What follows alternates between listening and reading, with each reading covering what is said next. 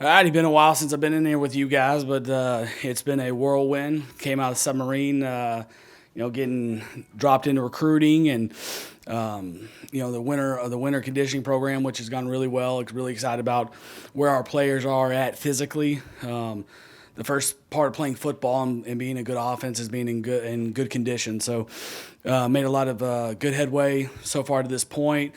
Day one of spring ball was really well. The most exciting thing for us was no turnovers in day one. Had a couple explosive plays that we need to continue to as part of our plan to win. But taking care of the football, doing those things, making and operating the way we want to operate, we were pleased with that part of it. And I'll open up for questions now. How's it going, Dowell? Good. How are you? Not bad. I was wondering, kind of a long-form question here, but you guys have some depth problems at running back right now. While you're trying to install your offense and really create what you want to do, how difficult is it to do that knowing that you don't have much at the running back? Do you have to kind of table some of what you want to do until you can maybe hit the transfer portal again? Well, those are your words, not mine. I've never said we had a depth issue at running back it's obviously we got a group of guys in there that are not as experienced as what was here last year, which is part of the college football world we live in now, and we need to develop the guys we have on our roster. And our expectations for those guys is they come in and play well and fulfill their role. We are still in the there is no depth chart right now. The players are going to create the depth chart with how they play, not the coaches. Like they determine themselves, like how they play, how their winter workouts went. How they pick up on a new offense and a new system, and there's some unknowns for sure. I would say it's a position of unknown right now.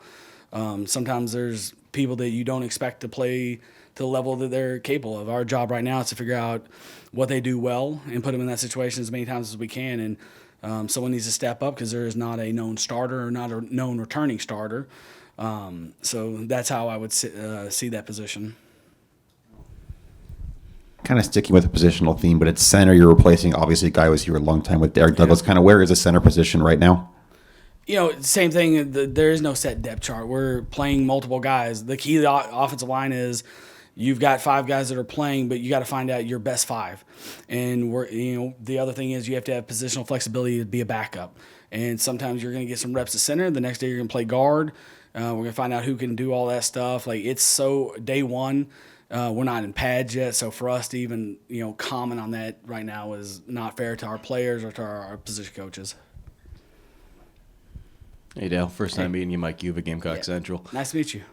Going through the process when you're installing a new offense, what has that process been like? And obviously there's some guys that were here last year trying to use maybe some things that were some to their strengths, and then at the same time, too, just trying to implement the goal that you have with this offense. Yeah, the hardest part is as you go through practice is like giving them enough. Like your playbook starts like this, and then as you figure out what your quarterbacks are good at in the offensive line, and then the skill guys, you shrink it down at some point. You start to change the presentations of things and do things. You want as many same as concepts as you can get, and so the techniques are similar and have plays off plays. So it's the biggest challenge as a coach is not building a playbook. It's building a playbook that fits your players, and you can't be stubborn. It's hard not to be stubborn sometimes as a coach because you're like, I want to run this play, and we had a ton of success running this play when we had Chris Johnson or Frank Gore or Kenyon Drake or some of these players we've had in the past, or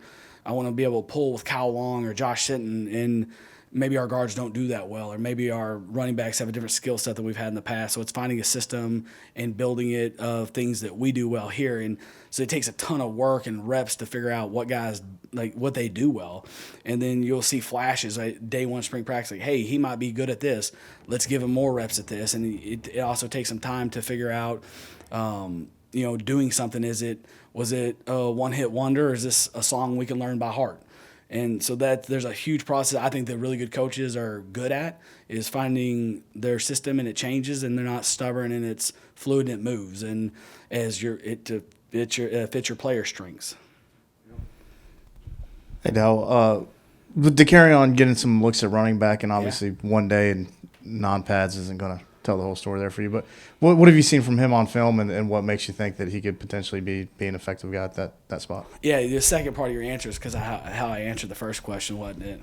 Yeah, but no, DK is a guy you got to see as a ball carrier a little bit in the running in the when he ran Wildcat stuff, and he has a history of being a high school quarterback. And I was able to be at a couple bowl practices, and in the bowl game he did some of that stuff. And he's got tape on it. We know he's a good runner, and it is a position of unknown for us at this time, and we're looking for someone to separate themselves from the pack. And so for us, it was a chance to get a good player, an opportunity to earn a spot and earn a role, and see if it's a fit for him.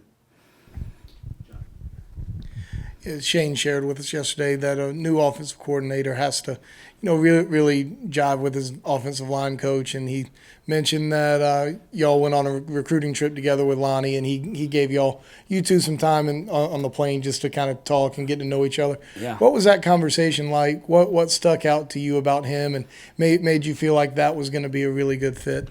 It's a really important position. Sometimes I think in the NFL you see these. That's my experience, so I'm going to reference that a lot. These offensive line coaches are they're very well paid. They're very well respected. Everyone knows who the top 10 or 12 offensive line coaches in the NFL are, and some people would say it's more important that hire is more important for an NFL head coach than the coordinator hires, because they coach the biggest group on the field. There's 5 guys that play at one time, and there's a lot of moving parts. So when Coach, obviously they had Coach Adkins, who has a wealth of experience and is so knowledgeable and done so many good things in his career and recruited so many good players. When it came to be completely honest, like when he brought up Coach Teasley, who I'd never met, it made me nervous, to be honest, at first, because I'm like, I've never met him. This is such a big part of the offense, and having a guy there that you can trust and can work through problems and has to be a problem solver. So we were on a recruiting trip, and Coach was like, hey, I want you to speak to Coach Teasley. And we're on the school plane, and there was 4 or 5 of us together. And I think Coach Wright was there, and Coach Stepp and Coach Beeman, they sat in the front, and left Coach Teasley and myself in the back to have just a chance to talk, because you want to make sure it fits philosophically. And I told you guys in my opening press conference, people don't buy what you do; they buy why you do it. And to me, it was a big thing, and I want to know how he sees things. And I wasn't going to spill, like open myself and say, hey, this is what I like, so he could sit there and say, yeah, I agree. I wanted to ask more open-ended questions, like philosophically, what if you could build the run game from scratch and it was up to you completely, what would it look like? Because I'm not going to sit there and say, hey, I want to run power and counter and be in 2-back and 13 personnel or whatever it is, and have someone agree with me. So I tried to ask as many open-ended questions as I could, so I could understand what he believed in, and see if it could mesh, how he believes in 5-man protections and 6-man protections. And there's a lot of ways to do it, and there's one's not right and one's not wrong. But you want to have a match philosophically that way. And it's never, the marriage has to be right. There's never a perfect marriage. There's always ups and downs, and you learn and grow as you go through things. So for Coach, like right off the bat, Coach Teasley and I, with the way he talked, and he had experience with the Ravens and spent some time there, and so some of the stuff protection-wise, and like we agreed philosophically on that. And I saw a guy that could think on his feet. And that's important, because in the game, you can't wait till halftime to make adjustments. You have to make adjustments after the first and second and third series. Like, the game's constantly moving. How are they playing us? How are we going to adjust? And you need a guy that can process a lot of information quickly. And another part of this in college football is, can he be a great recruiter? Like, is he going to be a guy that's going to that kids are going to want to come play for? And I think that you're going to see in due time that he is going to be a great recruiter. He's going to be a huge asset for us that way, because I think he's going to sign some of the best players in the country for us. And on top of being a good coach and being able to inspire, teach, and motivate the current players. Dell, when you look at the quarterback room, I mean, I know you got Spencer at the top of it, but yeah, when you look at sort of developing the rest of the guys, obviously it's a little bit of a how do you kind of play the game of developing guys, trying to develop guys over time? Obviously, the transfer portal is a whole other layer to this, but I guess what goes into that from your side of things as far as developing some of those younger guys like Lenoris, Tanner, whoever it is, and while also sort of not wanting them to transfer or anything like that? Yeah, I think number one is being honest and transparent with them, is because they need to know where they stand on every day, and you need to know where your stock's at after each practice. To me, the evaluation process started in the winter workouts. And I told the group today in front of the whole offense, we talked in front of the whole team, like our vision for each position.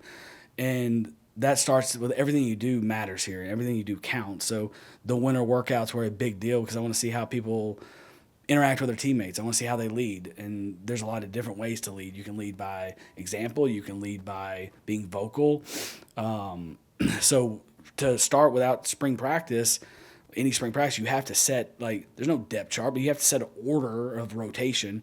So Lenore Sellers had a great offseason. So he got some reps that maybe a freshman wouldn't get all the time because the way he worked, the way he competed. He's a very quiet kid. He leads by example. He's always here. He's the first one in the mornings, every morning. He's the last one to leave when we do our winter workouts. He's out there under the lights by himself, and I'm sitting in my office watching him throw. And that counts to me. That matters. And that doesn't make him going to jump people or be the 3 or the 2 or the 4 or whatever it is, but, like, that's earned. And so when you do that, like, everything's earned. Well, you worked your butt off in the offseason. So this is how we're going to start the rotation. You got to go play. And when the ball snapped, we put the ball down. It's 11 on 11, 7 on 7. You got to make good decisions, play with timing, and have accuracy. But that's where it starts. So to me, that's where the process started. It will continue to go every day. It will be fluid. And we've told them there is no depth chart. There will be interchange. We hope it's fair, but you also control what's fair with how you work and how you prepare and how you compete. So it's a very fluid thing. I wish we had more reps. Like, I would love to have 36 reps for each guy, and then make the evaluation process a lot easier. But you have to think. Coach Beamer has to think about the team, and he's thinking about wideouts and DBs and soft tissue and what's best for us at that moment. So it's hard to say. There's so many little things. It's not just about playing. Like, all the other stuff gets you into the rotation. You got to go play well. So it's gonna be 15 days now, 14 more of scrimmages and team periods, and it's also how you lead and how we see. There's also, to be honest, like, there's projection versus, like, how much better can this guy be with more reps versus do we have a guy that might not improve as much? They may be more of a finished product. So it's very fluid, and there's going to be a lot of tough conversations between us and the quarterbacks and Coach Beamer and myself and the offensive staff, and we're excited about it because we've got some talented guys and great leaders. I think I might have said this to you one-on-one. Luke Doty is a guy that I have an extreme amount of respect for. I love him as a player. I love him as a coach. He's a guy you want to coach. He's a leader. He's a great sounding board for Spence. He helps. He asks some questions that if, like, Spence has, like, focused on something else and he knows that Spence needs to know something, he'll ask a question. So because he knows Spence needs to know it, and I think that's what a good teammate does. And he has been really impressive to me as a teammate and a person. He's a guy that I don't know how much you guys talk about guys because I don't read what you say, or I wouldn't be so nice to you probably. But he is a guy that deserves a lot of credit for being a great teammate and a great leader on this team. He's not going to be the starter, most likely. I mean, we say there's no depth chart, but Spencer Rattler is going to be our quarterback, as you guys know. But, like, he's also pushing and helping Spence get better and pushing him as he goes because he's trying to put good stuff on tape as well. So if and when he gets his opportunity, he's ready to play as well.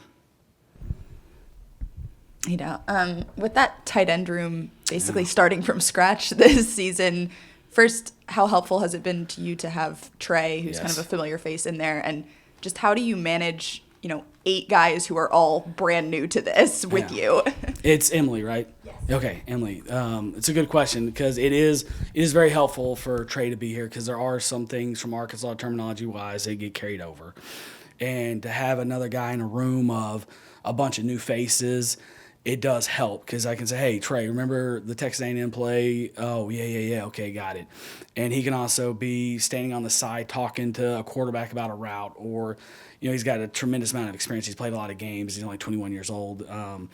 But that helps if you're a good teammate too and you want to help bring along young guys and new transfers.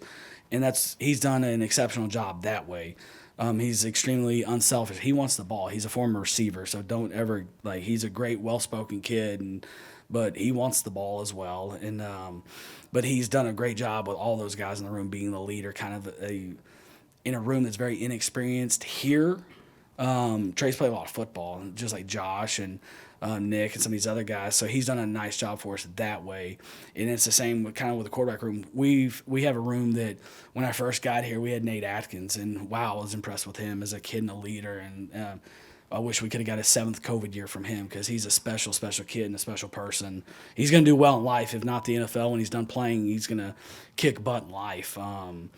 His mom and dad did a great job with him. And but to have a room like that, it is a new room, but it's also a veteran room. And those veterans are going to pull those young kids along, and we got the right type of character in the young kids. They work hard, and they're always together, and they're grinding together and those things. And it's difficult because we got, I don't know how many we have now, 5, 6, 7 in that room compared to 1, and there's not enough reps to go around. So we got to be smart how we script and the usage of tight ends to make sure we see all those things, because it's going to be like the backup quarterback position. It's going to be a very intense, drawn out process to find out the 1, 2, and 3 and the 4, and figure out if guys are redshirting or how they play on special teams. That'll be an aspect of it as well. Dowell, when you come in as a new coordinator, I mean, I'm sure you have some ideas, but is it a blank book that you just start adding plays? Did you take some from, plays that were left before, some things that, other coaches said maybe you should do this? Just what is the process of putting together your playbook? It's all those things you just said, and I've sat in that office when people were at home and my family's back in Fayetteville, and I'm like, well, we could do this. But then Spencer knows this, and Juice knows this, and X knows this, and AB knows this. So why would I change that when I can just learn that? And it's one new coach when there's 4 other position coaches here. It's an internal battle sometimes because I know something as something. The one thing that did help us is Satterfield had a background with Joe Brady, who came from New Orleans, who I also worked for Coach Payton long time ago before I had gray hair, and all the things on my first job in the NFL in 2005. So there was 50, 60% of the vernacular I knew in the passing game already. But there was also things I've learned and studying over my last 18 years of coaching that I wanted to implement. And then it's all that stuff is awesome, but the uncertainty comes from do we have guys that are what are they good at? And so that's the flow of being trying to make decisions right now is trying to figure out what to keep, what to bring, what to add, who's it. It's easier for me to learn than it is a coaching staff that existed with players that existed, knowing that there's certain things that need to improve. And so that's been, and we have a really good staff of good people, not to mention, Coach Beamer, people, I don't know that people talk about this enough, the fact that how many Heisman Trophy quarterbacks he's been around and seen. He was at Oklahoma when they were bringing guys and getting them ready to play in 1 year, and he was with one of the best offensive coordinators in the country and the head coach, Lincoln Riley. So even the stuff that he has thoughts on, and he pulled me in one day and was like, hey, just no rush, but when you get a chance, come in. That's kind of how Coach talks. And next thing I know, I'm sitting in there for 2 hours watching Oklahoma cut-ups, and it was awesome. And it was great. And I'm like, oh, that's a cool play. That's a cool play. Okay, how does this fit us? And does this fit us? But then you walk in the QB room and you're like, hey, Spence, what about this? He's like, oh, yeah, check out the Kansas State game. We did this and we did this. I'm like, all right, I'm getting double teamed right now with some of this. But it's also there's some common. I knew a little bit of the language. Coach Beamer and Spencer can speak the same language on some of this stuff, and there's a lot of good concepts a lot of people are doing. So it's also continue to evolve because you want to put some thoughts together, put ideas together, but you also want to study what's going on in college football as well, and studying what's going on in the NFL, just studying football at the high school at all levels. So it's just a constant grind, which is great for new coaches because your family's in a different state and you can stay here till 2 a.m. and show back up at 5:30 and you don't feel like I've got 4 kids, my wife's at home, trying to get them to school and make sure they're doing things the right way. It's call them on FaceTime and I can stay up here as long as I want. Now they're in town now and they've moved here, so now I have to go home at normal hours. So I'm balancing that too. It's I should be there, and when I'm at home I'm thinking about the question you just asked, what fits, how are we going to win, what's Spence good at, what are our running backs good at, and it's a constant pull that way in this position, but it's a position that I'm excited about and got a lot of good people in the building. It's not just me. We got a lot of good guys on the staff, and I got a head coach that's probably doesn't get talked to. Everyone thinks it's Beamer ball, it's special teams. Coach has been around a lot of successful offenses as well, which has been a great resource for me as well. Because when I got here, I knew one person in the building. I knew Coach Beamer, and I had a little relationship with Justice Stepp because he coached at Arkansas. Last question, Joe. Kind of backtracking a little bit since we last saw you, but Beamer talked a lot about how involved you were with Nicholas Harbor and that recruiting, and we know you were. Can you share a little bit about that process and how big it was for you to land a recruiting win like that so early? Yeah, it was. I had a conversation one time with Coach Musselman at Arkansas, who's a good friend and a colleague that I asked a lot of questions to when I was there. Spent a lot of time with him, picking his brain. I asked him one time, I go, and he's obviously a great recruiter and done a great job with the basketball program there. But I said, hey, why do you? His background was similar to mine. He spent a lot of time in professional sports and come back to college. And I said, does it matter? He said, absolutely it matters. And I said, why does it matter? Are you more worried about the stars versus evaluation? Like, just tell me your philosophy on it. And he said, the way you get the next 5 stars, you got to sign one. And when you get the number 1 athlete in the country, then guess what? Like, your phone rings a little bit more. And all of a sudden, everyone's like, wait, what's going on in South Carolina? Like, yeah, they beat Clemson and Tennessee at the end of the season, finished. And the head coach is super swaggy and seems really cool and be like a fun guy to come play for.